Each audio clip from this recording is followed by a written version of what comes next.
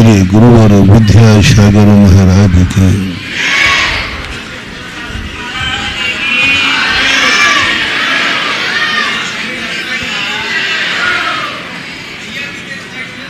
एक जैन दर्शन में एक शब्द आता है, वास्तु स्वतंत्र। इसी नारे को लोकमान्य तिलक ने देश के लिए लगाया था। स्वतंत्रता हमारा जन्म सिद्ध अधिकार है। इसको लोग समझ नहीं पा रहे। स्वतंत्रता स्वच्छंदता में बदलती जा रही है और आप लोग एक ही बात कहते हैं, हम तो स्वतंत्र हैं, हम किसी के अंडर में नहीं चल सकते, हमारे ऊपर किसी का कुछ नहीं, हम स्वतंत्र हैं। पूज्यवर समंतभद्र महाराज ने स्वतंत्रता की परिभाषा बनाई, जो कभी अपनी इच्छाओं के अनुसार नहीं चलता है उसी का नाम स्वतंत्रता है। जो अपने मन के अनुसार नहीं चलता है उसी का नाम स्वतंत्रता है। जो अपने अनुभव से नहीं चलता है उसी का नाम स्वतंत्रता है। बहुत बड़ी बात कही। अपना अभी दैनिक प्रश्नों की श्रृंखला में चल रहा है, उस कमजोरी पर प्रहार किया जा रहा है जो कमजोरी हमारे रोम रोम में समाई हुई है। हमें ऐसा पता नहीं किसने संस्कार दे दिया है, लगता है जो व्यक्ति अपनी मर्जी से जीना चाहता है, या तो वो पशु पर्याय से आया है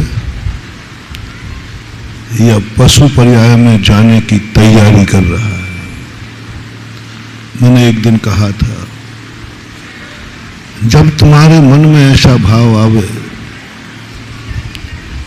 कि मैं जो चाहूं हो जाए, नियम से उस समय तुम पशु बन चुके हो। पशु का संस्कार तुम्हारे अंदर जाग गया है। तुम अपनी जिंदगी को इतना निरंकुश बनाना चाहते हो, तुम अपनी जिंदगी में वह सब कुछ पाना चाहते हो जो तुम्हारी इच्छा है। यही तुम्हारे विनाश का कारण है। कल अपना प्रसंग चला था वरदान देने वाले, बहुत बड़े डिटेल में बताया था। यदि तुम्हें किसी अपने व्यक्ति से प्यार है, वरदान कभी छोटा नहीं देता, बड़ा देता है। और दान बड़ा नहीं देता, छोटा देता है। रिपीट कर रहा हूं, वरदान हमेशा बड़े लोग देते हैं और दान सदा छोटे लोग देते हैं। बड़े लोग वरदान देते हैं। जब बड़े लोग हमें कोई चीज देवें तो उसको दान नहीं मानना, वरदान मानना। क्योंकि बड़े लोगों को स्पष्ट रूप से कहा है वे छोटे लोगों को कोई दान न देवें, और बड़े लोगों से दान लेना बर्बादी का कारण है। दान लेना, बड़े लोगों से कोई भी चीज दान में मत लेना, कोई भी चीज मत। बड़े लोगों से कोई भी चीज मत लिया करो दान में। महाराज यदि तुम्हें कुछ भी दें कि लो मैं तुम्हें ये चीज दान में देता हूं, ये चश्मा दान में देता हूं, ये पेंसिल दान में देता हूं, मत लेना महानुभाव। बड़े लोगों का दान और मृत्यु के उपलक्ष्य में लिया हुआ दान हमारी जिंदगी को बहुत नकारात्मक बना देता है। दान सदा छोटा देता है बड़ों को, पात्र को दिया जाता है दान। पात्र छोटा नहीं होता, बड़ा होता है। जो हमसे पूज्य हैं, हमसे आराध्य हैं, जो हमसे महाशक्तिमान हैं, उनको दान दिया जाता है। जैसे आप लोग आहार दान देते हैं, आहार दान छोटों को नहीं दिया जाता, आहार दान बड़ों को दिया जाता है। औषधि दान छोटों को नहीं दिया जाता, बड़ों को दिया जाता है। अभय दान छोटों को नहीं दिया जाता, बड़ों को दिया जाता है। उपकरण दान छोटों को नहीं दिया जाता, बड़ों को दिया जाता है। दान शब्द जब तुम्हारी जिंदगी में आवे तो तुरंत देखना कि ये व्यक्ति हमसे बड़ा है या छोटा है। चाहे वो माता पिता हो, माता पिता के हाथ से कभी दान मत लेना। माता पिता तुम्हें कहें कि लो मैं ये मकान तुम्हें दान में देते हैं, ये मकान तुम्हारे लिए दिया जाता है, भूल कर मत रहना महानुभाव, सड़क पर सो जाना, लेकिन पिताजी के दिए हुए दान के मकान में मत रहना, दान में नहीं लेना, दान में नहीं लेना। पिताजी कहे लो मैं तुम्हें ये दुकान दान में देता हूं, नहीं लेना। पिताजी कहें लो ये सोने की मोहर दान में लेता हूं, मत लेना, क्योंकि वो तुमसे बड़े हैं कि छोटे हैं, बड़ों से दान नहीं लेना। इसलिए तो बड़े लोग, पिता लोग पूरी संपत्ति देते, लेकिन उसको दान की कोठी में नहीं आया, दान की कोठी में नहीं आता। राजा से कभी दान मत लेना, राजा कभी दान नहीं दे सकता, देना भी नहीं। कहीं शास्त्रों में नहीं लिखा कि राजा ने कभी प्रजा को दान दिया है, लेना भी नहीं। और हम महाराजों से तो कभी दान लेने ही नहीं, बेटा नहीं तो बर्बाद होना हो तो ले लो, जो बता दो महाराज जो हमें कुछ दे दो। और कौन साधु पागल हुआ ना तो वो तुम पर दया करके दे ही देगा कि अच्छा कोई लो लो लो ये किताब ले जाओ, नहीं लेना। महाराज देने भी तो हाथ जोड़ना ना, महाराज जी मैं आपसे तो पेंसिल नहीं लूंगा, आपको चाहिए हो तो मैं ला के दे दूं। महाराज को पेंसिल दे देना, महाराज से पेंसिल नहीं लेना, कुछ भी नहीं लेना। महाराज के हाथ से दान नाम की चीज तो लेना ही नहीं। भगवान से तो सवाल ही नहीं उठा, भगवान से कोई दान नहीं लेना। ये सब लोग अपनी जिंदगी में गांठ बांध दो, दान नहीं लेना। दान हमेशा छोटे लोगों का लिया जाता है, जैसे हम आपसे लेते हैं आहार दान, सब दान आपके स्वीकार करता हूं, आपसे जो दान दो। ऐसे ही अपना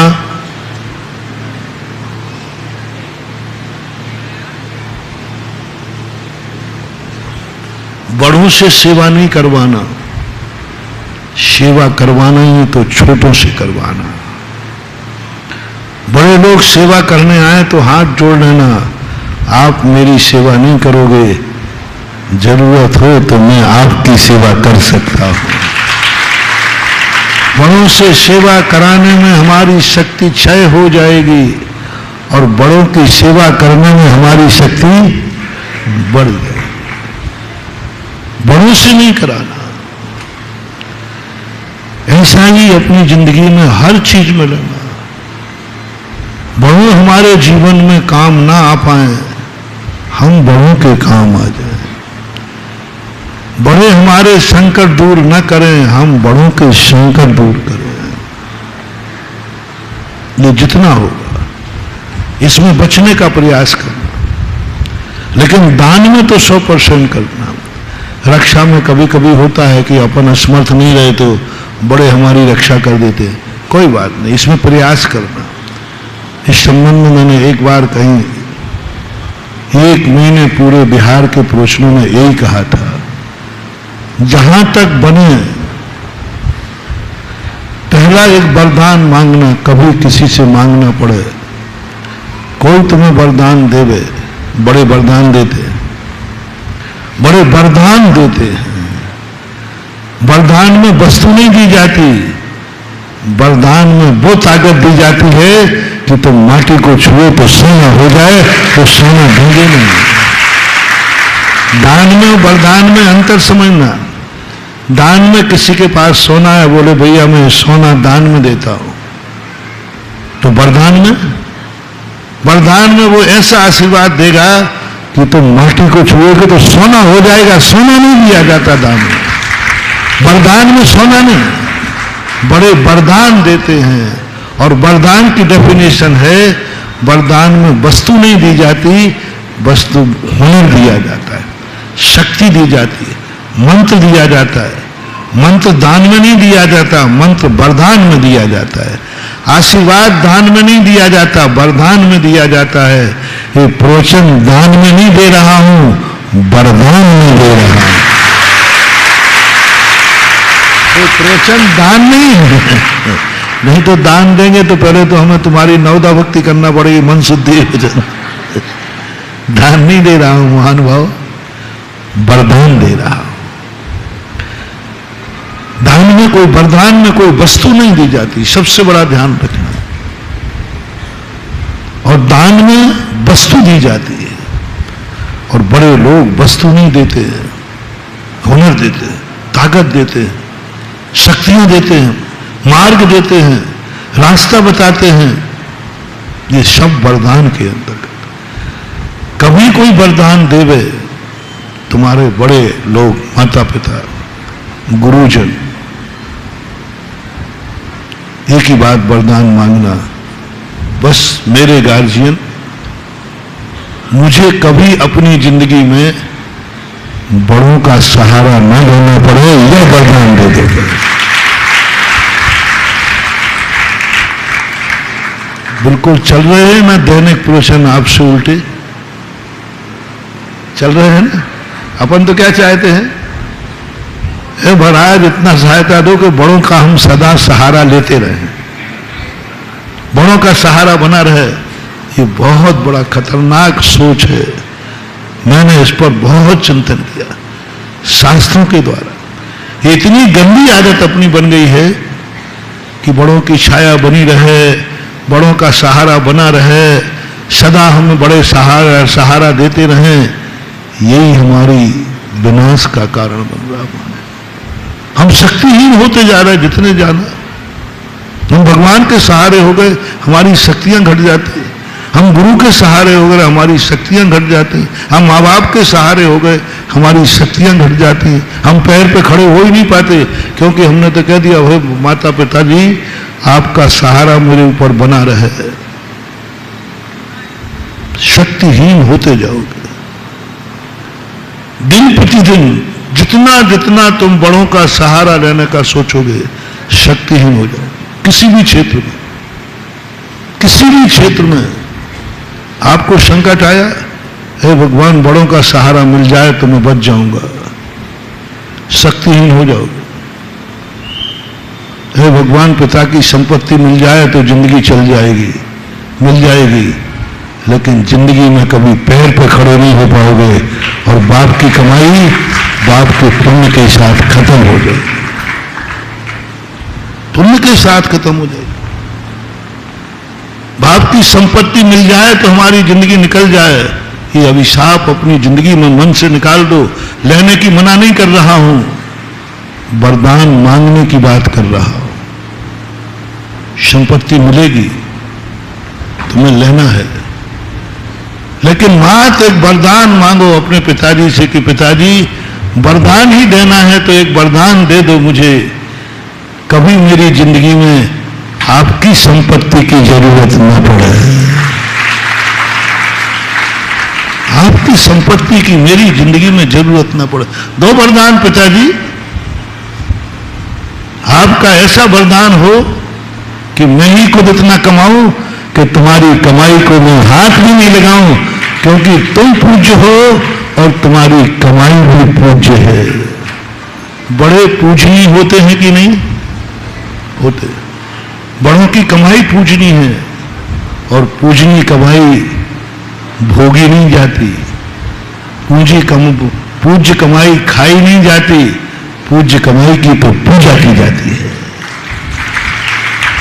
और तुम बाप की कमाई खाओगे, बाप पूजनीय है तो उनकी कमाई भी पूजनीय है, उनका मकान भी पूजनीय है, उनका सब कुछ पूजनीय है, क्योंकि पिताजी पूजनीय है। और पूजनीय वस्तु को भोगा नहीं जाता, पूजनीय वस्तु को पूजा जाता है। पूजनीय वस्तुओं को उपयोग नहीं किया जाता, उनको तो नमस्कार किया जाता है। बहुत बड़ा वरदान तुम्हें देने की बात कला संगम, बहुत बड़ा मोटिवेशन है। हिम्मत करना थोड़ा, पिताजी के पैर छू करके,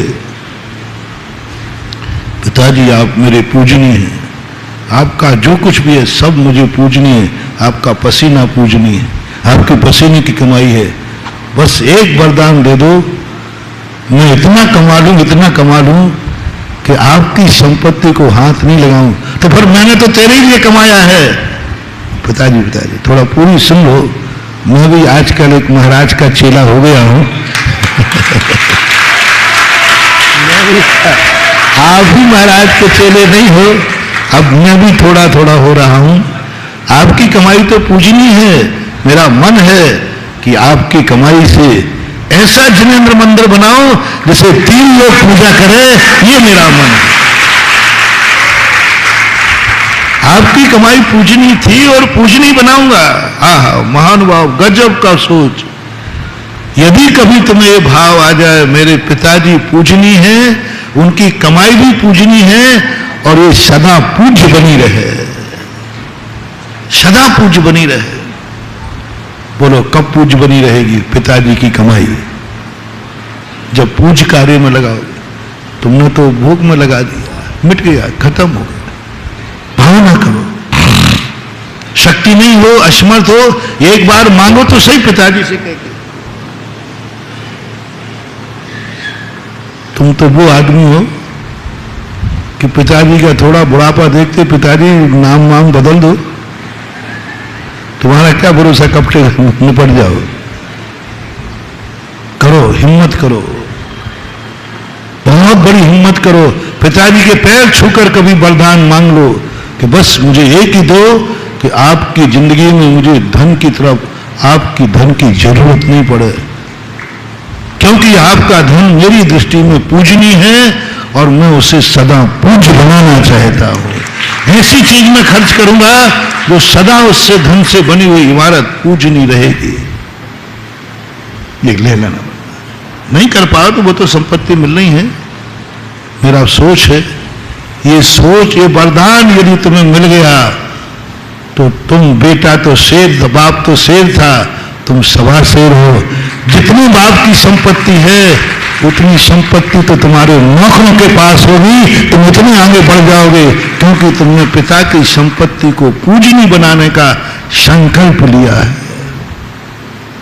बहुत कठिन प्रश्न है, एक कठिन मोटिवेशन है, लेकिन हिम्मत हो तो कभी पिताजी से कर लेना। कभी यदि गुरु से आशीर्वाद मांगना पड़े, और पिताजी को दूसरा क्या करना,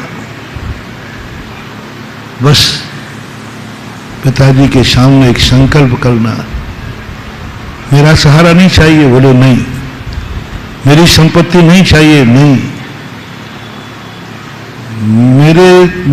मेरी जिंदगी में तेरे लिए कोई जरूरत नहीं है, बोले नहीं,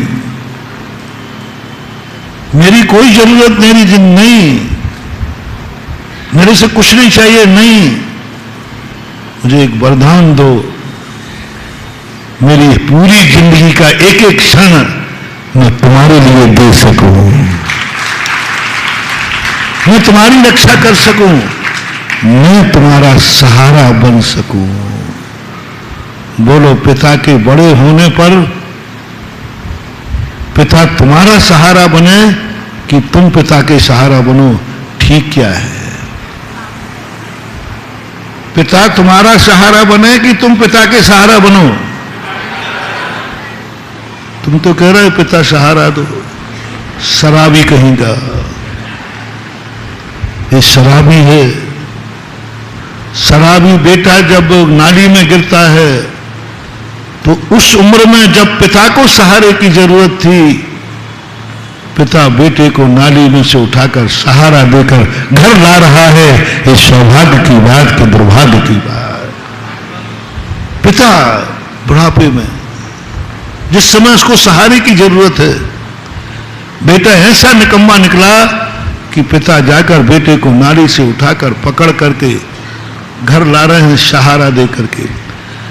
जब पिता बेटे को सहारा देकर घर लाए, बड़े होने का, बालक में नहीं, बालक में नहीं, सारी दुनिया तुझे धिक्कारेगी, सारी दुनिया की नकारात्मक दृष्टि तेरे लिए विनाशकारी हो जाएगी।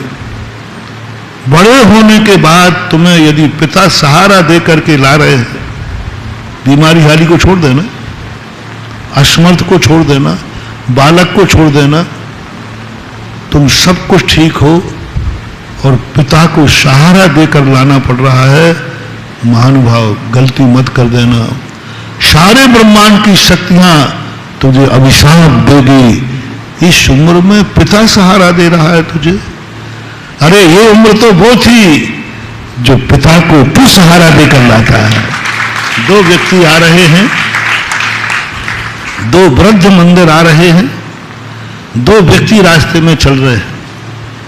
एक वृद्ध बेटे को सहारा देकर मंदिर ला रहा है, घर ला रहा है, और एक पिताजी को सहारा देकर बेटा घर ला रहा है। तुम ही बताओ दोनों में से अच्छा कौन लग रहा है? एक बेटा अपने माँ बाप को सहारा दे करके घर ला रहा है, चारों तरफ जय जयकार, वाह क्या बेटा है, क्या बेटा है, पिताजी को सहारा दे करके ला रहा है, चारों तरफ जय जयकार। और महाराज टकरा गए तो वो भी कहते वाह बेटा, पिताजी को सहारा दे के ला रहे हो, तेरा जीवन धन्य हो जा। जिसने पिताजी को सहारा दिया है उसे किसी के सहारे की जरूरत नहीं पड़ेगी, ये वरदान तुझे मिल जाएगा, क्योंकि तूने पूज्य पुरुष को सहारा दिया है। और वो व्यक्ति, पूज्य पुरुष, एक लड़के को नशे में पड़ा था, उसको उठाकर बोले पिताजी क्या है बात? बोले ये बेटा है रात में थोड़ी ज्यादा पी ली थी, पता चला कि नाली में पड़ा है और वो सहारा देकर घर ला रहा है। बोलो क्या अभिशाप मिलेगा? पिता बेटे को सहारा दे रहा है। होश में आओ। कल परसों हमने बेटे की बात कही थी, आज अपनी जिंदगी में एक नियम ले लेना, ऐसा कृत्य कभी मत करना कि बाप को तुम्हें सहारा देना पड़े। हर क्षेत्र में बस एक साधना करो, एक तपस्या करो, बाप का सहारा नहीं चाहिए, बाप का सहारा बनकर के जीऊंगा। कमाने के बाद बाप से पैसा नहीं चाहिए, हमारी कमाई बाप की गोदी में जाएगी। बड़े होने के बाद, शादी के बाद में माँ के हाथ की रोटी खाना, पिता से खर्चा लेना, ये तुम्हारे जन्म जन्म की दरिद्रता का निमंत्रण है। जन्म जन्म की दरिद्रता का निमंत्रण है। शादी हो गई, बहू घर में आ गई और फिर भी तुम माँ के हाथ की रोटी खा रहे हो। माँ तुम्हारे कपड़े धो रही है, माँ तुम्हारे लिए रोटी बना रही है, माँ तुम्हारे कमरे में झाड़ू लगा रही है। महानुभाव गलती मत कर देना। हर बच्चे को शादी होने के पहले अपनी पत्नी को कह देना, बस मुझे कुछ नहीं चाहिए, तेरे घर में आने के बाद मैं माँ को चूल्हे पर नहीं बैठने दूंगा, कपड़े धोने के लिए बाथरूम में नहीं जाने दूंगा। चिल्लाते हो तो माँ मेरे कपड़े में प्रेस हो गया कि नहीं, माँ चाय बन गई कि नहीं, माँ बोल। घर में जाते ही बहुत बदमाश लोग हो तुम लोग, पत्नी को नहीं चिल्लाते घर में जाकर, चिल्लाओगे तो वो ठिकाने लगा देगी। तुम यदि बेचारी सीधी सादी मुही, माँ चाय है, माँ पानी दे दो, माँ रोटी दे दो, माँ वो मेरे कपड़े धुल गए कि नहीं। अरे माँ है रे, नौकरानी नहीं है। पूजा करो, उससे कपड़े मत धुलवाओ, अब उसके कपड़े धो। वो भोजन नहीं बनाएगी, तुम भोजन बनाओगे। तुमने भोजन खाया है 25 साल उसकी बनी रोटी का, तो 25 साल तुम्हारी पत्नी बना के खिलाए, और पत्नी यदि मैम साहब हो तो तुम बना के खिलाओ, लेकिन मां रोटी नहीं बनाएगी, पिता रोटी नहीं। बड़े होने के हाथ मां की बनी रोटी खाना अभिशाप है। मां पूजनी है, और पूज्य व्यक्ति छोटों की सेवा नहीं करता। साधु के बने हाथ का भोजन खाना पुण्य है कि पाप? नहीं तो एक आध दिन कहो महाराज आप भी, हाँ क्या बात हो गई? ऐसे थोड़ी है कि बना के नहीं जानता हूं, खिला दूंगा, लेकिन बर्बाद हो जाओगे, ध्यान रखना। तुम भी होगे और हम भी होंगे। माँ बाप से नहीं, माँ बाप अब आप मेरी सेवा नहीं करेंगे, आप रोटी नहीं बनाएंगे, आपके लिए हम बनाएंगे। आप मेरे कपड़े नहीं धोएंगे, आपके कपड़े मैं धोऊंगा। माँ पिताजी आप मेरे लिए नहीं कमाएंगे, अब मैं आपके लिए कमाऊंगा। यदि पिता आजकल कह देता भैया आजकल मैंने कमाना बंद कर दिया है, पिताजी के सुनना कौन से अभिशाप होते। कभी पिताजी, आजकल पिताजी अपने बेटों को बहुत अभिशाप दे रहे हैं, बहुत जम की बेइज्जती कर रहे हैं, जितनी बेइज्जती कर सकते हैं। बेटे समझ नहीं पा रहे, बेटा इसे अच्छा समझ रहे हैं। बेटा ये समझ रहा है कि मेरे बाप, मेरी इतनी चलती है कि मेरे बाप मेरे से पूछे बिना कलश नहीं ले सकता। कॉलर ऊंची करते हो आप, देखा मेरी इतनी चलती है, इतनी चलती है मेरी कि बाप भी मेरे पूछे बिना। ये बहुत बड़ा अभिशाप ले रहे हो आप।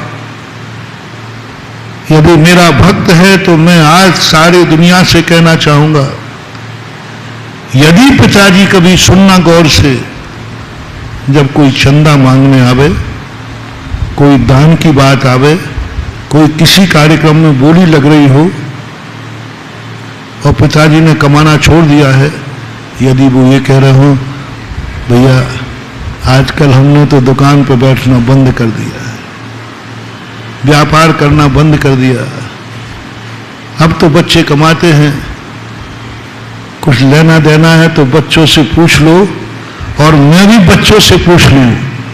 अभिशाप, पिता के मुख से यह शब्द निकल गया कि बच्चों से पूछ लो। आजकल मैंने कमाना बंद कर दिया है, अब मैं क्या करूं? उस घर में एक ना एक दिन खाने के लाले पड़ेंगे, ये बाप का अभिशाप है। नहीं समझ पाए तो सासू ने कह दिया बहू से, अरे भाई अब बहू आ गई है उससे पूछ लो। बहू का अभिशाप, एक एक कौड़ी को मोहताज हो जाएगी तुम। ये सासू का अभिशाप है, ये सासू का अभिशाप है, ये बाप का अभिशाप है। इसे तुम अच्छा समझ रहे हो, तुम समझ रहे हो कि मेरा घर में इतना प्रभाव हो गया कि बाप भी मेरे बिना कुछ नहीं कर सकता। ये गुंडागिर्दी है। दुनिया पर गुंडागिर्दी कर देना, अपने बाप का गुंडा कभी मत बनना, नहीं तो बर्बाद हो जाओगे। ये गुंडागिर्दी है। आज ही अपने पिता के पैर छू के कहना है, पिताजी आज भी आप मेरे पिता हैं। आप जब कमाते थे तब तो मेरे से नहीं पूछा, जब हम बालक थे तब तो मेरे से नहीं पूछा, आप बोल के आ जाते थे, मेरे से नहीं पूछा। बोला बेटा अब आजकल मैंने कमाना बंद कर दिया है। आपने कमाना बंद किया है, मैं आपका ओरिजिनल खून हूं कि नहीं, ओरिजिनल बेटा हूं कि नहीं? बोले बेटा ये कैसी बात कर रहा है, ओरिजिनल बेटा हूं ना। जब ओरिजिनल बेटा हूं तो तुम जब कमाते थे जितना अधिकार था, आज भी मेरी कमाई पर भी आपका उतना ही अधिकार है। मेरे पर अधिकार है तो मेरी कमाई पर अधिकार है। मैं आपका बेटा हूं तो बेटे की हर कमाई, आपका पिता का अधिकार आप पे है कि नहीं? तो आपकी हर कमाई पर अधिकार पिता का होना चाहिए। आज भी वही है पिताजी, आप बोल के आइए, ये शब्द मत बोलना ये शब्द यदि महाराज के सामने बोल दिया तो महाराज के सामने हमारी धुल गई, समझ लेंगे इसका छोकरा गुंडा है जो बाप को थर थर कपाता है, बार बाप से बेटा, बाप बेटे से कांप रहा है, बेटे डर रहे। और बेटा कहते हैं अपने दोस्तों में, यार दोस्त मेरे घर में ऐसी चलती है कि मेरा बाप भी मेरे बिना पत्ता नहीं हिला सकता। ये गुंडागिर्दी को कभी अपने घर में, अपने दिमाग में नहीं आने देना। पिता से कहो मेरी हर संपत्ति आपकी है और उतना ही अधिकार है जितना आपकी अपनी कमाई पर अधिकार था। कभी किसी के सामने पिताजी इतनी बेइज्जती मुझे मत कराना, जूते मार लेना, निकालना हो तो घर से निकाल देना, लेकिन समाज के सामने ये मत कहना बेटे से पूछ लो, मैंने कमाना बंद कर दिया है। ये शब्द मत बोलना, ये घर की इज्जत है, घर की नाक है। और ये यदि पिताजी के पास अधिकार हो गया और पिताजी ने यदि कह दिया, किसी ने कमेटी का साहब कुछ बोली ले लो, तो कमेटी कहेगी नहीं आप कहो तो मैं बेटे को फोन लगा लूं, बेटे को फोन नहीं नहीं नहीं, बेटे से पूछने की जरूरत नहीं है, उसकी तो सारी संपत्ति मेरे चरणों में समर्पित है, उससे पूछने की जरूरत नहीं। और पूछ लोगे तो और मामला बिगड़ जाएगा। नहीं, मेरे लिए समर्पित है, मेरा बेटा, उसकी संपत्ति सब मेरे लिए ही है, बस मेरा मन कर रहा है इस समय बेटे के बहुत कार्य हैं, इसलिए मैंने थोड़ा दान देना कम कर दिया है, क्योंकि बेटे के पास जरूरत है, बेटे से मैं पूछने देना। और ये शब्द तुम्हें कभी मिल जाए कि मेरे पिताजी ने कमाने के बाद भी मेरी संपत्ति पर अधिकार जताया है, और महाराज के सामने कह दिया कि बेटे की संपत्ति मेरी संपत्ति है, मेरा बेटा तो इतना है, सब कहता पापा आपकी है, कमाई भी आपकी है, मैं भी आपका ही हूं, इसलिए बेटे से तो पूछने की जरूरत नहीं है। ये शब्द तुम्हें कहीं मिल जाए तुम्हारे पिता के मुख से, कब? बुढ़ापे में। बुढ़ापे में पिता के मन में ये भाव आ जाए कि नहीं, मैं नहीं कमा रहा हूं तो भी आज भी मुझे उतना ही देने का अधिकार है। आज बेटा पूरी कमाई वो कर रहा है तो भी बेटी की कमाई पर उतना ही मेरा अधिकार है। यदि पिता के मुख से कभी ये दुआ निकल जाए, जाओ तुम एक दिन चक्रवर्ती जैसे सम्मान पाओगे, किमिक्षक शक्तियों के भंडार पा जाओगे, क्योंकि तुमने माँ बाप को किमिक्षक कर दिया अपनी शक्ति पर, अपनी संपत्ति माँ बाप के हवाले कर दी। कितने माँ बाप हैं जो अपनी सारी कमाई बेटे के हवाले करते हैं? कितने बेटे हैं जो माँ बाप अपने मकान बेटों के नाम खरीद लेते हैं? कितने माँ बाप हैं जो अपनी सारी वसीयत बेटों के नाम दे जाते हैं? और तुम्हारे जन्म लेते ही कहना शुरू कर देते हैं, काय के लिए कमा रहा हो? अरे बाल बच्चों के लिए कमा रहा हूं। आपसे भी कहते ये सब मैं तेरे लिए तो कमा रहा हूं। बंधुओं, ये कहते तो हमने बहुत सुना है और तुम बहुत खुश हो जाते जब पिताजी कहते बेटा मैं सब तेरे लिए ही कर रहा हूं। कैसा लगता है? सब तेरे लिए तो ये मकान बनाए हैं, ये इतना व्यापार फैलाया, सब तेरे लिए फैलाया है।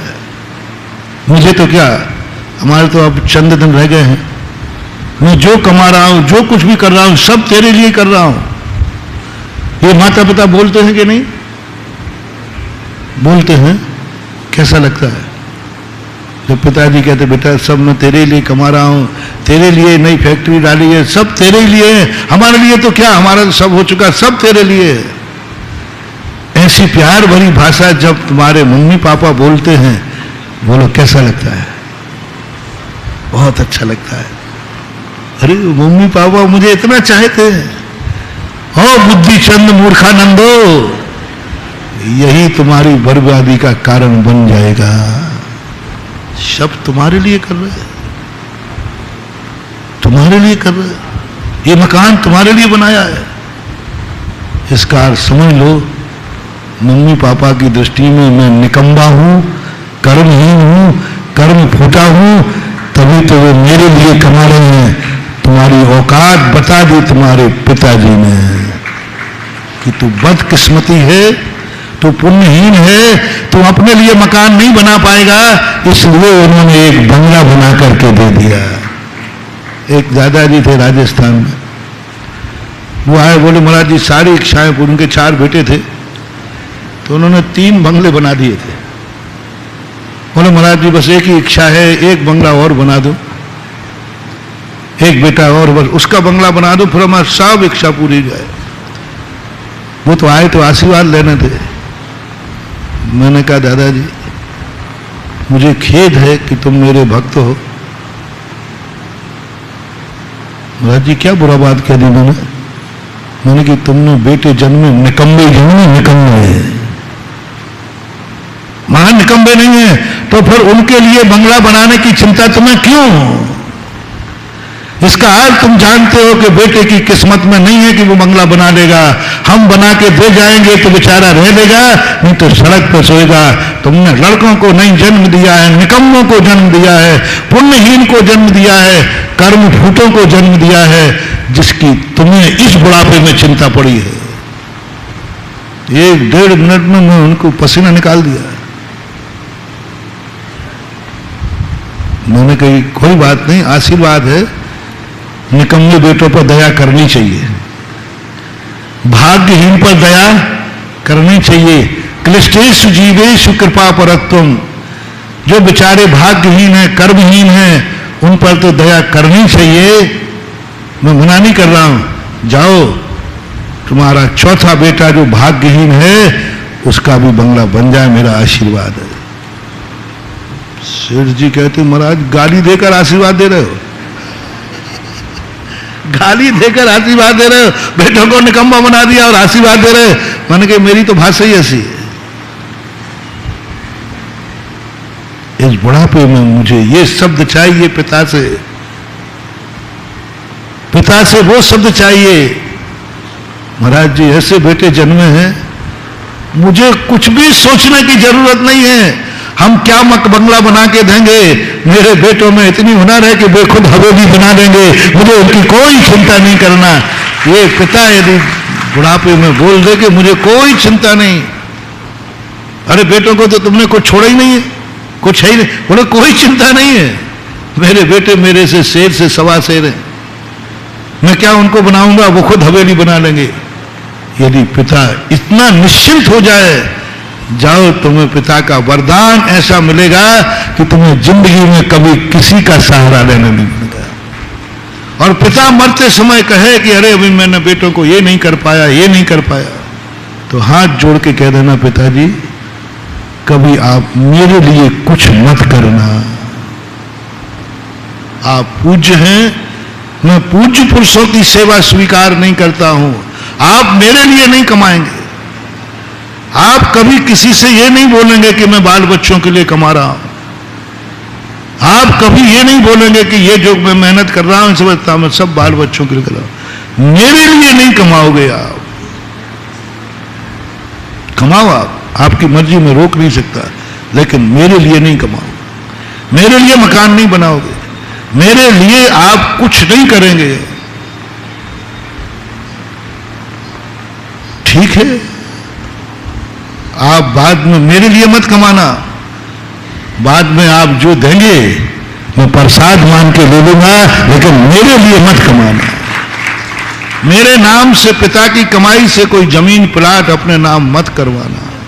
पिताजी कहें बेटा मैंने एक मकान तेरे नाम, पिताजी कमाई किसकी है, बोले मेरी कमाई है। पिताजी हाथ जोड़ता हो, आपकी कमाई का प्लाट मेरे नाम नहीं, आप अपने नाम से खरीदिए और बाद में भले तुम चाहो तो मुझे दे दीजिए, लेकिन मैं तुम्हारी कमाई पे नहीं, आश्रय पे नहीं रहूंगा। आज सब कुछ उल्टा हो रहा है, आप मेरी कमाई के मालिक हैं, हम आपके मकान में जन्मे हैं। हमारा एक नारा है अच्छे बेटों का, पिताजी के मकान में तुम्हारा जन्म हुआ है, माँ का जन्म, माँ के एक मकान में तुम्हारा जन्म हुआ है, संकल्प करो मेरे मकान में मम्मी पापा का मरण होगा। जन्म तुमने कहां लिया है? मां बाप के मकान में। अब मम्मी पापा का मरण कहां हो? कौन से मकान में? बेटे के मकान में मरण हो कि मम्मी पापा मैंने जन्म आपके मकान में लिया है, अब मैंने मकान बनाया है आपके लिए, आप मेरे मकान में अंतिम श्वास छोड़ोगे। और जिसके बेटे के मकान में माँ बाप की अंतिम श्वास छूटती है, उस बेटे को कभी अल्प आयु नहीं मिलती, अकाल मौत नहीं होती, क्योंकि बेटे के मकान में उसकी मौत हुई है। ये परस्पर उपग्रह है। अब मतलब मम्मी पापा आप रोटी नहीं खा बनाओगे, मैं बना के खिलाऊंगा। आप मेरे खाने के पहले, मेरे खिलाने के बाद में आप भोजन करती थी। कितने माँ बाप हैं जो बेटे के भोजन कराने के बाद भोजन करती हैं? आप लोग बेटे को खिला करके भोजन करती हैं या पहले ही अपनी डकार जाती हैं?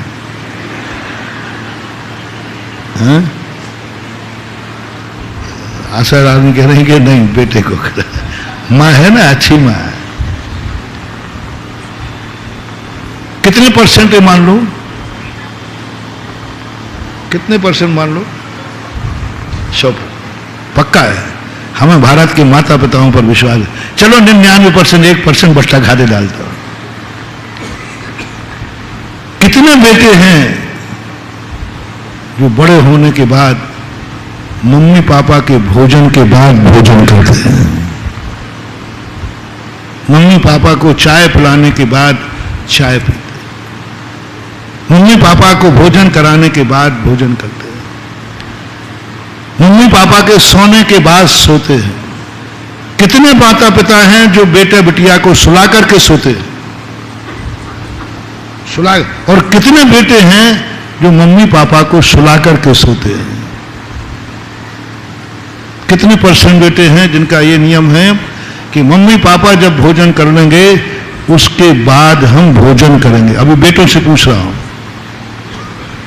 नियम बताओ कितने परसेंट मान लो?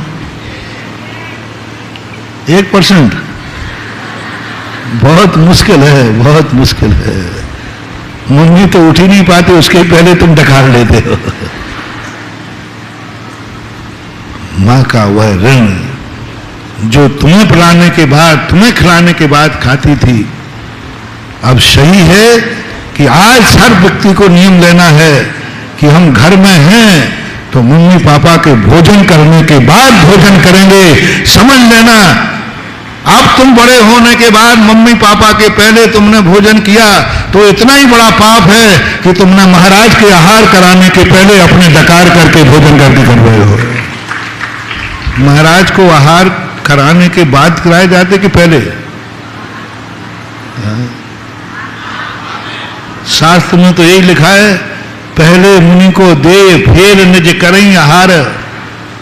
स्वयं कुछ भी नहीं खाता, पहले महाराज को देता है, पहले महाराज को देता है। महाराज जी बाद में कहने में क्या बात है? हम खा पी लेंगे, बाद में नहीं। खाने के बाद जो आहार दिया जाता है वो भिखारी को दिया जाता है, और खाने के पहले जो आहार दिया जाता है वो साधु को दिया जाता है। खाने के बाद तुमने आहार दिया, तुमने बहुत बड़ा पाप किया। एक साधु को तुमने भिखारी समझ रखा है। बचा हुआ धन, बचा हुआ भोजन, बचा हुआ समय भिखारी को दिया जाता है। यहां एक बोर्ड पर लिखा है, कल पढ़ा था मैंने, ये जो बोर्ड लगा ना, ये हमारी वाक्य लिखा है, शायद लिखा है ना नीचे, बचा हुआ समय। आप लोग एक बहुत बड़ी गलती करते हो। हाँ महाराज जी समय रहेगा तो आ जाऊंगा। समय क्या तुमने भिखारी समझ रखा है मंदिर को? समय रहे महाराज जी, देखो समय नहीं मिलता, समय बचेगा तो मंदिर जरूर जाऊंगा। समय बचेगा तो मैं महाराज जी प्रवचन सुनने आऊंगा। समय बचेगा तो मैं माला फेर लूंगा। महाराज मत फेरना रे, ये भिखारियों का दरवाजा नहीं है जो समय बचने के बाद। समय बचने के बाद, समय रहेगा तो कर लूंगा, मत करना। मंदिर आओ समय बचने के पहले, बाद में नहीं। समय, पहला समय मंदिर का होगा, बाद में दुनिया का होगा। समय बचने पर मंदिर आओगे, तुमने मंदिर को भिखारी समझ रखा है, और दुनिया के काम पहले मंदिर निकाल के करोगे तो शेष समय भिखारी का नहीं, वो समय प्रसाद कहलाएगा, क्योंकि मंदिर आने के बाद समय बचेगा। पहले मैं मंदिर जा रहा हूं, उसके बाद जो समय बचेगा उसमें हम और कार्य करेंगे। तो मंदिर से लौट करके जो समय बचा है वो प्रसाद हो गया, और घर के कार्य निपटा करके मंदिर गए तो तुमने मंदिर को भिखारी समझ रखा है। कभी मत जाना। शाम को मंदिर जाने की मनाही नहीं, वो कभी बताऊंगा, लेकिन सुबह नहीं जा पाए तो शाम को चले जाऊंगा, कोई टाइम ही नहीं मिला, जाना ही मत। मंदिर का इतना अपमान मत करो, समय मिलेगा तो चला जाऊंगा। मंदिर का वो सम्मान करो, समय मिलेगा तो चला जाऊंगा। अरे समय निकाल करके मंदिर जाऊंगा, दुनिया के कामों को समय बचे या नहीं बचे, मेरे मंदिर का नियम है।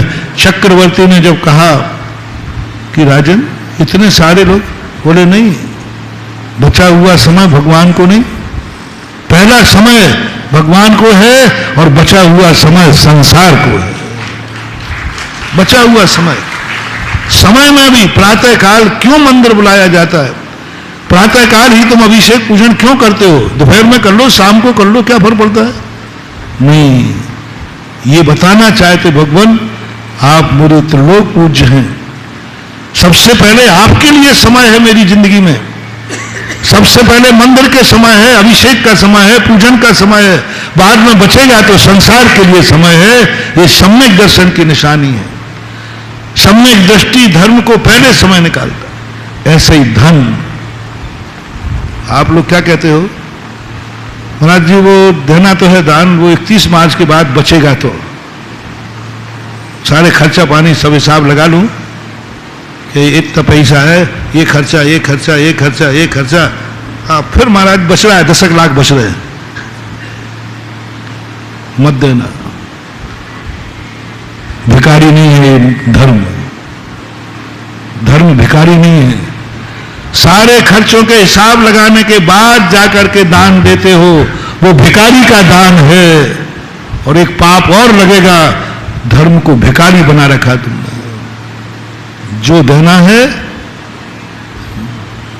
पहला हमने जो कमाया है, सबसे पहले मैं दान का निकालूंगा, जो बचेगा उससे खर्चा चलाऊंगा, वो प्रसाद है।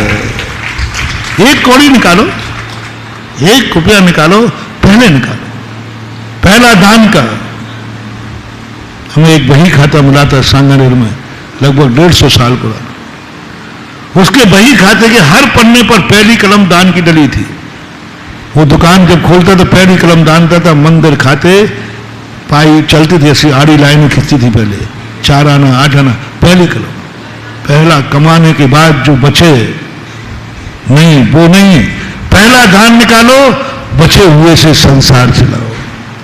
इसका सबसे सरल उदाहरण देता हूं। भिखारी को कौन सी रोटी देते हो? जल्दी बोलो। बची हुई, वो भी कल की। जितनी पुरानी बची होगी उतना ही तुम भिखारी को दोगे। वो महाराज को नहीं, महाराज सब एक ही है, बन तो खा पी करके बाद में देते हैं।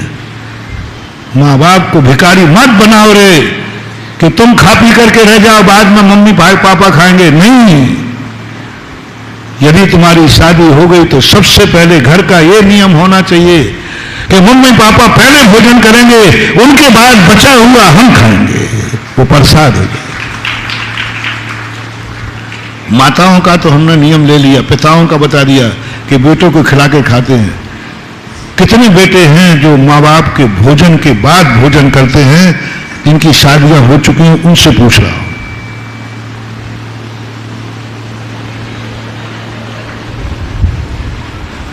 मम्मी पापा के बाद भोजन करते हो? शाबाश बेटा, जाओ, तुम्हारे ऊपर सदा ऐसी छाया बनी रहेगी तो तुम कभी भी अपनी नहीं देखो। अब थोड़ा पूछना तो नहीं चाहिए, लेकिन मेरे मन में बात आती तो फिर बाद में मुझे गैस बनती है। बहू से और पूछ लूं? क्यों आप हंस गई? इसका अर्थ कितनी बहुएं हैं जो सासू के खाने के बाद भोजन करती हैं? हमारा नियम है कि जब तक सासू भोजन नहीं करेगी तब तक मैं भोजन नहीं करूंगी।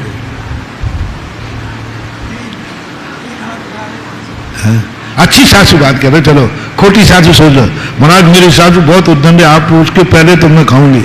अच्छी सासू, ये नियम तुम्हारे घरों में होना चाहिए। बचा हुआ धन नहीं, बचा हुआ समय नहीं, कभी धर्म कार्य के लिए नहीं बोलना समय मिलेगा तो आ जाऊंगा, समय मिलेगा तो माला फेर लूंगा, समय मिलेगा तो कर लूंगा। नहीं, समय कैसे नहीं मिलेगा? धर्म के लिए समय मिलेगा नहीं? अरे कर्म के लिए समय मिलेगा तो कर लेंगे, धर्म के लिए तो हमारे पास समय सबसे पहले है। ये परिणाम तुम्हारे जागना चाहिए। तो ऐसी स्थिति में आपको एक वरदान आज लेना, किमिक्षित वरदान की बात कर रहे हैं। तुम चाहते हो कि बड़ों से हमारी सहायता मिलती रहे, नहीं महाराज एक वरदान दे दो आप, बस ऐसी ताकत दे दो मुझे कभी आपके सामने हाथ ना फैलाना पड़े, आपका सहारा ना लेना पड़े गुरुदेव। बस एक वरदान मुझे दे दो, हमारी जिंदगी में ऐसी किस्मत ना आ जाए, ऐसे बुरे दिन ना आ जाए कि मुझे आपका सहारा लेना पड़े प्रभु, आपके सामने मुझे हाथ फैलाना पड़े, आप मेरा सहारा बने। बस एक वरदान ये दे दो। और दूसरा वचन मैं देता हूं कि जिंदगी की अंतिम श्वास तक गुरुदेव तुम्हारा सहारा बन के रहूंगा, तुम्हारे लिए जीऊंगा, तुम्हारे लिए सब कुछ है, मैं आपके सहारा बन के रहूंगा, आप मेरा सहारा। गुरु शिष्य का सहारा लेवे दुर्भाग्य है, और शिष्य गुरु को सहारा देवे सौभाग्य है। यही भगवान की बात समझ, वही हनुमान वाली बात। हनुमान एक ही प्रतिज्ञा थी, प्रभु बस एक ही वरदान दो, मुझे कभी आपकी जरूरत ना पड़े, आप मेरे संकट, ऐसा संकट नहीं आ जाए जिस संकट को दूर करने के लिए आपको उठना पड़े, आपको शस्त्र उठाना पड़े, मेरी रक्षा के लिए मेरे बॉडीगार्ड आपको बनना पड़े। हनुमान ने एक वरदान मांगा था, बस प्रभु और कुछ नहीं चाहिए, मुझे तो एक बात दे दो, कभी जिंदगी में ऐसा संकट ना आ जाए कि आपको मेरी रक्षा करना पड़े, आप मेरे बॉडीगार्ड बने, आप मेरे संकट दूर करने हैं। कभी मेरे रास्ते में ऐसे कांटे ना आ जाएं जिसे आपको साफ करना पड़े, रास्ता मेरा है, कांटे आप उठाओ। कभी जिंदगी में ऐसा आंसू ना आ जाए कि आपको मेरे आंसू पहुंचना पड़े, आपका सहारा लेना पड़े।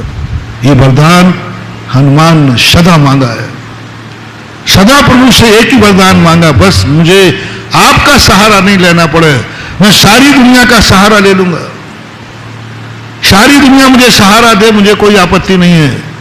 हे प्रभु, हे श्री राम, मुझे आपका सहारा नहीं लेना पड़े, और मैं वचन देता हूं जिंदगी की आखिरी श्वास तक मैं आपका बॉडीगार्ड रहूंगा, आपको सहारा बन के रहूंगा और आपकी सेवा करता रहूंगा। इस कारण से आज हम अपन भी भगवान के सामने कहें, भगवान मुझे सेवा करने का मौका दो, मैं काम आ जाऊं तुम्हारे, मेरा मन काम आए तुम्हारे लिए, मेरी आंखें काम आए तुम्हारे लिए, मेरे कान काम आए तुम्हारे लिए, मेरे वचन काम आए तुम्हारे लिए, मेरी कमाई काम आए तुम्हारे लिए, मेरे तन की बोटी बोटी काम आए तुम्हारे लिए, क्योंकि तुम सब मेरे पूज्य हो। पूज्य पुरुषों के लिए माता पिता से लेकर हमने भगवान तक कर लिया। मेरा हर कुछ काम, जो कुछ भी काम है, सब मेरे बड़ों के काम आ जाए, बड़े मेरे काम ना आ जाए, ये भावना भाना है। नियम नहीं दिला रहा हूं, वचन नहीं दे रहा हूं, मात भावना भाना की कह रहा हूं, वरदान पाने की कह रहा हूं। वरदान लेना है तो ये लो। महाराज आपने तो आज सब पत्ता काट दिया, हम तो बैठे थे कि बाप मरेगा तो संपत्ति, आपने तो पत्ता नहीं काटा रे। हमने तुम्हें वरदान दिला करके, मैं तुम्हें दान नहीं दिलाना चाहता हूं, मैं तुम्हें वरदान दिलाना चाहता हूं। तुम्हें ऐसा वरदान मिले कि तुम्हें बाप का सोना नहीं चाहिए, तुम्हें ऐसा वरदान मिले कि तुम माटी छुओ और सोना हो जाए। ये है वरदान की परिभाषा। इतने दिन से लोग परेशान हैं। कल एक बच्चा आया, बोले महाराज जी आपने तो हिला दिया, हमारी तो सारी भावनाएं टूट गई। हम तो 24 घंटे ही चाहते हैं कि हम किमिक्षित बुद्धि जिए, जो मैं सोचूं वो हो जाए। आपने मना कर दिया, ये तो विनाश है। थोड़ी बहुत उम्मीद थी कि बड़े लोगों से कुछ उम्मीद है कि कभी आपसे मांग लूंगा, कभी भगवान से मांग लूंगा, कभी माँ बाप से मांग लूंगा। मैंने कहा नहीं, कभी नहीं मांगना। अपने छोटों के सामने भिखारी बन जाना, बड़ों के सामने कभी भिखारी मत बनना। मेरा सिद्धांत बिल्कुल उल्टा है। भीख मांगनी है तो पड़ोसी में रोटी मांग लेना, मां से कभी रोटी मांग करके मत खाना। मां सगुन है, मां मंगल है, पूजनी है। पूज्य के सामने ही तुमने भीख मांग ली, जाओ तुम्हारा मंगलाचरण हो गया, तुम्हारी जिंदगी भिखारी में निकलेगी। हर समय हर चीज की तुम्हें मांगना पड़ेगा, क्योंकि तुमने एक बार मां से रोटी मांग करके खाई थी। मां से रोटी, मां से पानी की भीख मत मांगना, पिता से कभी खर्चे का पैसा मत मांगना, भीख में पैसा मत लेना अपने बाप से। तुम्हें और दुनिया में भीख मांगना है तो मांग लेना। एल्युमिनियम का कटोरा लेकर के बैठ जाना, मिले माए, लेकिन मम्मी से मत मांगना, पिता से मत मांग, भीख में नहीं मांगना, क्योंकि ये पूज्य पुरुष है, मंगल है, शगुन है। और शगुन के सामने जो करोगे वही होगा। शगुन के सामने वो जो करोगे वही होगा। फॉर एग्जाम्पल, और ये आदत तुम लोगों की है कि नहीं? मम्मी रोटी दे दे, भिखमंगा कहीं का आ गया। पहली दूसरी बात कही थी, मां से रोटी मांगना तेरी नौकरानी नहीं है। मां को रोटी खिला, मां के हाथ की रोटी मत खा, वो दूसरा प्रसंग था। आज तुम्हारी जिंदगी की बर्बादी बता रहा हूं। तुमने मां से रोटी मांग ली, भिखारी का मंगलाचरण कर लिया। और पूज्य के सामने जो करोगे वो होता है। तुमने पानी मांग लिया, चाय मांग ली, कपड़े मांग लिए, पिताजी से पिताजी फीस को पैसे दे दो, पिताजी कपड़े को पैसे दे दो, मत मांगना रे। बाप के सामने भिखारी नहीं। देखो चमत्कार, देखो, मांगना नहीं। एक कौड़ी भी नहीं मिले मत देना। फेल हो जा देना, स्कूल की फीस जमा नहीं होवे तो मत करना, नाम कटे तो कट जाने देना, लेकिन भीख की फीस मांग करके कभी स्कूल की फीस मत भरना, भीख के नहीं। और यदि मांगना हो तो बाजार में किसी से भीख मांग लेना, लेकिन बाप से भीख मत मांगना। बहुत बड़ा अपशकुन है। मां से रोटी मत मांगना, भूखे रह जाना। छोटों से मांग लेना, बहू से मांग लेना, पत्नी से मांग लेना, मां बाप से नहीं। वो पूज जो पूजनीय है उनसे मांगना नहीं। यहां तक कह रहा हूं, गुरु है तुम्हारा कोई, मम्मी पापा हैं तुम्हारे, हैं तो कह रहा हूं, गुरु महाराज भी हैं तुम्हारे के नहीं कि बिना गुरु के हो रहे हैं? है कि नहीं है? कहां है? बेटा ध्यान रखना, गुरु के सामने कभी भीख मत मांगना, आशीर्वाद भी मत मांगना। आशीर्वाद भीख में मत लेना, मांग करके मत लेना। भक्त हो, भीख में आशीर्वाद मत लेना, आशीर्वाद की भीख मत मांगना। नमस्ते तो कर लेना, महाराज आशीर्वाद दो ना, नहीं, गुरु है, पूज्य है, आशीर्वाद भीख में नहीं लूंगा, आशीर्वाद भेंट में लूंगा। ध्यान रखना।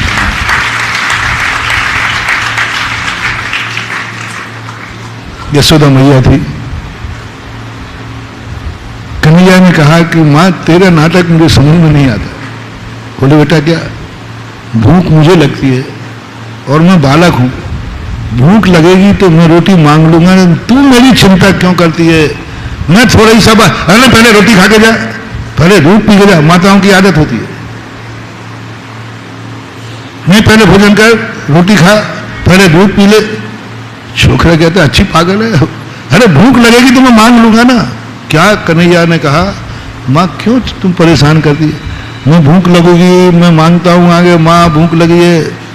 क्या गजब यशोदा मैया ने छाती से लगा करके कन्हैया से कहा, मेरा कन्हैया भीख मांगेगा तब मैं रोटी खिलाऊंगी, मेरा कन्हैया लाडला है, बिना मांगे खिलाऊंगी तो राजा बेटा है। और सच्ची मां कौन? बेटा मांग नहीं पाए उसके पहले कह देती है बेटा रोटी खा ले, रोटी खा ले पहले। यदि ये शब्द मां की तरफ से मिल गया तो वो रोटी नहीं खा रहा है, तो प्रसाद खा रहा है। भेंट की रोटी खाओ, मां की फलेगी, रूखी रोटी भी होगी तो पेट में जाने के बाद ऐसी फलेगी कि 2-4 दिन रोटी नहीं भी मिलेगी तो तुम्हें चक्कर नहीं आएगा, क्योंकि मां ने बुला करके खिलाया है, मां ने कह करके खिलाया है। अपने यहां आर्य पुत्रों में मेहमान आता है तो वो मांगता है तब तुम पानी पिलाती हो कि पहले? परंपरा क्या है? आजकल उल्टा जमाना हो गया। पहले कहते आइए साहब पानी पीजिए, भोजन कीजिए, ये करिए, ये सम्मान है। और मांगना पड़े, सच्चा पिता कौन है? उठने के पहले अपनी पत्नी से कहे बेटा सो रहा है ना, ये उसके खर्चे के पैसे दे लो। वो मांगेगा नहीं, क्योंकि आजकल वो महाराज का चेला बन गया है, वो मांगेगा नहीं, उसका नाम कट जाएगा, वो मांगेगा नहीं। हो महानुभाव, तुम्हारी फीस की चिंता बचपन में पिता के द्वारा की जाए, जाओ तुम 1 पन्ना पढ़ोगे, 2 पन्ने तुम्हें अपने आप याद हो जाएंगे, क्योंकि पिता ने तुम्हें खूब चिंता करके दिया है। खर्चे के लिए ये बेटे को दे देना, खर्चे के लिए, वो मांगेगा नहीं, वो मांगेगा नहीं। वही कहते ना, बिन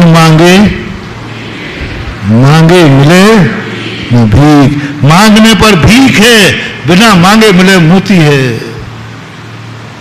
हमारा देखो ठाठ क्या है। घर में लोग कहते महाराज जी ये मुझे ऐसी हालत करती है कि मेरे लिए यदि कुछ बना तो कहती मेरी कमर दुख रही है, तुम उठा के पानी पी लो। और जब चौका लगता है तो ना इसकी कमर दुखती है ना सिर दुखता है, कुछ नहीं दिखा। ऐसा क्यों होता है? मैंने कि तुम मांग के खाते हो, मैं बिना मांगे खाता हूं, इसलिए इतना देना चाहते हैं। और मांगने लग जाऊंगा तो कहते महाराज आएगा मांग लेगा, जब दे देंगे। तुम्हें मालूम है कि नहीं दिया तो ये अंगुली छोड़ देगा, लेकिन इशारा भी करने वाला। मुनि महाराज को आहार कराते समय तुम कितने टेंशन में होते हो, ये देना है, ये देना है, ये देना है, ये देना है। तुम्हारे लिए क्यों नहीं टेंशन करती तुम्हारी मां इतना? तुम्हारी पत्नी तुम्हारे यहां टेंशन क्यों नहीं करती तुम्हारे लिए? क्योंकि नहीं मालूम है कि इसको कोई चीज नहीं मिली, अभी मांग लेगा। अरे वो चीज लाओ, वो तो भिख मंगना है, मांग लेगा।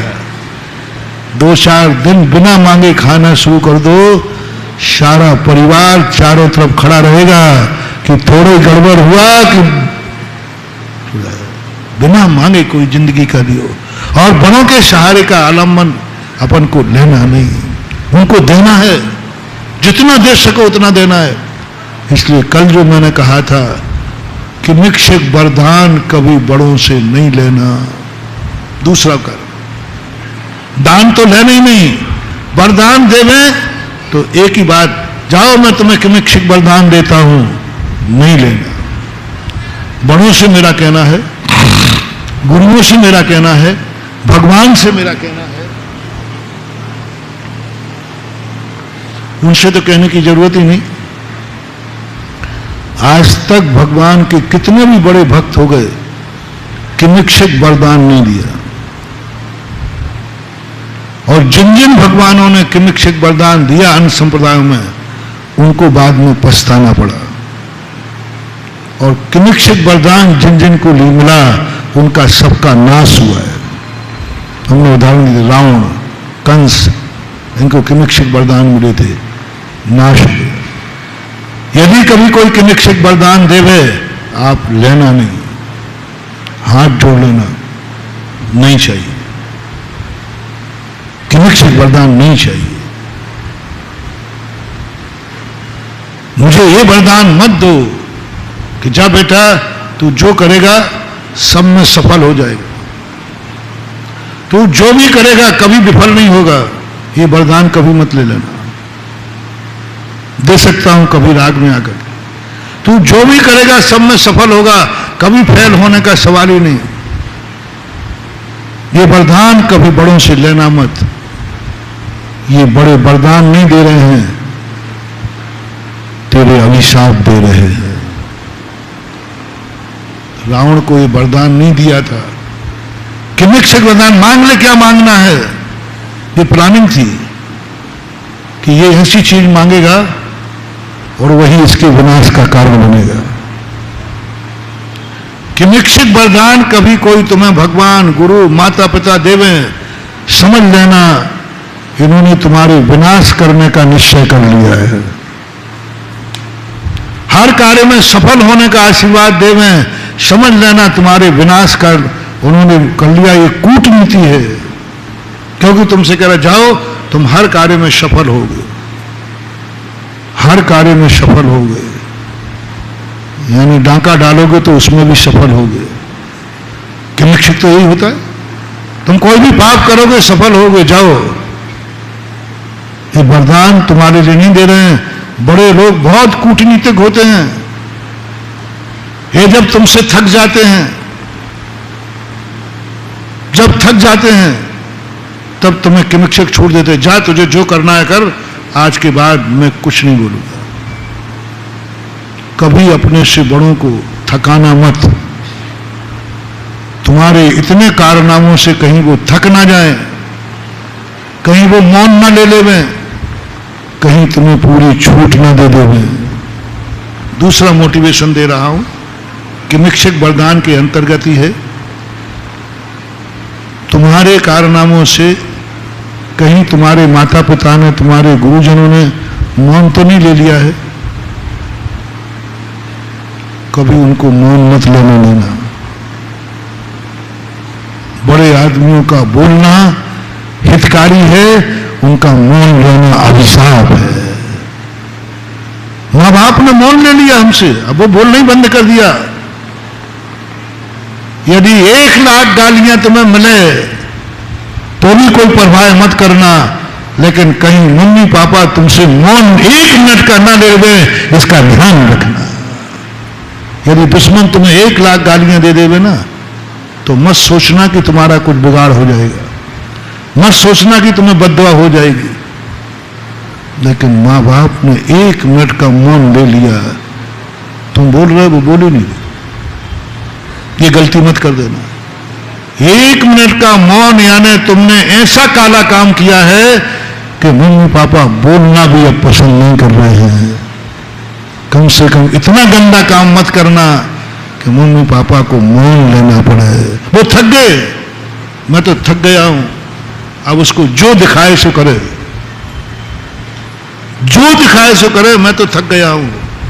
ये शब्द कभी माँ बाप के मुख से मत आने देना। महानुभाव, तुम कितनी गंदे कार्य करना, पर गंदे कार्य करते समय सोचना कहीं मेरे इन कारनामों से मेरे मम्मी पापा थक तो नहीं जाएंगे। यदि मम्मी पापा ने ये कह दिया तुझे जो दिखाए सो करो, मैं तो कुछ बोलूंगा नहीं, बोलूंगी नहीं। बहुत खतरनाक अभिशाप। हम नहीं काट पाएंगे, नमोकार मन नहीं काट पाएगा, कितने भक्तांबर नहीं काट पाएंगे। यदि दुश्मन ने बद्दुआ दी है तो कट जाए, लेकिन मां बाप थक चुके तुम्हारे कारण, तुझे जो दिखाए सो कर, मैं कुछ नहीं बोलूंगा। ये अभिशाप अपनी जिंदगी में कभी मत लेना। और मां बाप ऐसा कह दें तो तुम अन्न जल का परित्याग करके मां बाप के पैर पकड़ लेना, मैं यहां से नहीं उठूंगा। मेरे गुरु ने कहा है, आप मेरे से थक गई मां। मां कभी थकती नहीं रे, हैं? मां भोजन करती है, तूने गोदी में गंदगी कर दिया तो भी थकी नहीं, थाली खिसकाई, कपड़े बल दे, तुझे धोया, फिर भी छाती से लगा के पालने में सुला दिया, वो कभी थकती नहीं। इतने गंदे कार्य करने पर वो नहीं थकी। तूने भोजन नहीं करने दिया, तूने सोने नहीं दिया, तेरे लिए वो मेहतरानी बन गई। मेहतरानी कौन होती है? जो गंदगी साफ करती, वो भी बन गई मां। तेरे लिए रसोईन बन गई, तेरे लिए धोबन बन गई, तेरे लिए मरौनी बन गई, तेरे जूठे बर्तन मांजे, सब कुछ किया, नहीं थकी मां, नहीं थकी मां। और आज मां ने क्या कह दिया? मैं तो थक गई तेरे से, तुझे जो दिखाए सो करो। महानुभाव, एक कदम भी उठना मत, पैर पकड़ लेना। ये अभिशाप लेके कभी एक मिनट भी जिंदा मत रहना। मां थक गई मेरे से, जरूर मेरे से इतना बड़ा पाप हो गया। सारी दुनिया में सबसे बड़े पापों को माफ करने वाला व्यक्ति कौन है दुनिया में?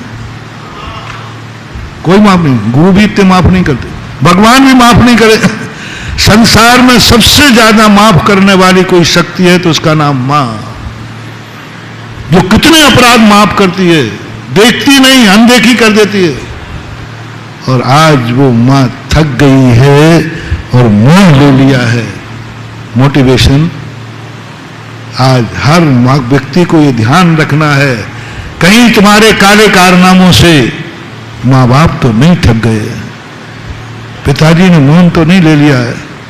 लोग कह रहे हैं पिताजी आपका बेटा, उसको जो करना है करने दो, मुझे कोई मतलब नहीं पड़ा, मैं उसके लिए मर गया और वो मेरे लिए मर गया, खत्म। ये शब्द भी कई बार होते हैं कि नहीं? मैं तेरे लिए मर गया और तू, ये वरदान नहीं है, ये अभिशाप इतना है कि 100 भवों तक अनाथ होगा, अनाथ। क्योंकि माँ बाप ने कह दिया तू मेरे लिए मर गया, मैं तेरे लिए। अरे माँ बाप तो वो हैं जो बेटे को बचाने के लिए स्वयं मर जाते हैं। प्रीत्यात्म वीर मविचार मृगी मृगेन्द्रम ना भेति किम निज शिशु, वो है। और आज वो कह रहे कि तू मेरे लिए मर गया, मैं तेरे लिए मर गया। अपनी जिंदगी में मैं भूल गया समय कि आपको समय देना बच्चों का भी है, 10-15 मिनट का। आज का जो किमिक्षक वरदान के ऊपर जो चर्चाएं चल रही हैं उसके प्रसंग में आज कहा, आज खनिया धाना के बच्चे, बस इनको भी बच्चों को की भूमिका बनाई थी कि यह बच्चों कभी, बस एक बच्चों से वरदान देता हूं कि बच्चों तुम्हें कभी मेरी कृपांक की जरूरत न पड़े।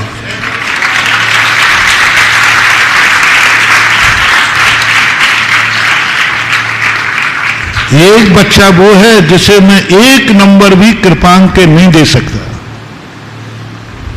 कानून के अनुसार, और एक बालक वो है जिसके लिए सरकार ने कहा है 10 नंबर दे सकते हो। गुरु कृपा के बिना जियोगे तो एक नंबर भी मांगोगे तो मैं नहीं दे पाऊंगा, और गुरु कृपा के चाहो तो 10 नंबर है। बोलो गुरु कृपा से पढ़ना चाहते हो या स्वयं के मेहनत से पढ़ना चाहते हो? सारे बच्चे को एक वरदान देता हूं, इनको मेरे 10 नंबर की कभी जरूरत, 10 नंबर ग्रेज के होते हैं पागल, 10 नंबर गुरु की कृपा के लेके जीना पड़ा तो कहीं नौकरी नहीं मिलेगी। वो जिंदगी जियो। एक 99 नंबर लाने वाला कहता है गुरु जी 1 नंबर दे दो ना आप। 99 नंबर वाले को गुरु 1 नंबर नहीं दे सकते, और 23 नंबर वाले को कितने नंबर गिरे कृपा के?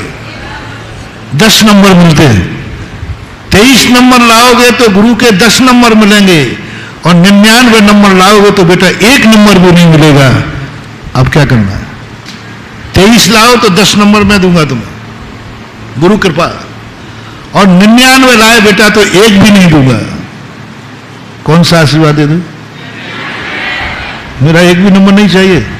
बस मैं भी यही चाहता हूं कि मेरे छात्रावास के छात्र को कभी मेरे कृपांक की जरूरत न पड़े, और कोई कृपांक को मुझे नहीं देना पड़े। यही वरदान सबसे बड़ा वरदान है। चलिए बच्चों को आपको कारनामे दिखाना चाहते हैं 10-15 मिनट का।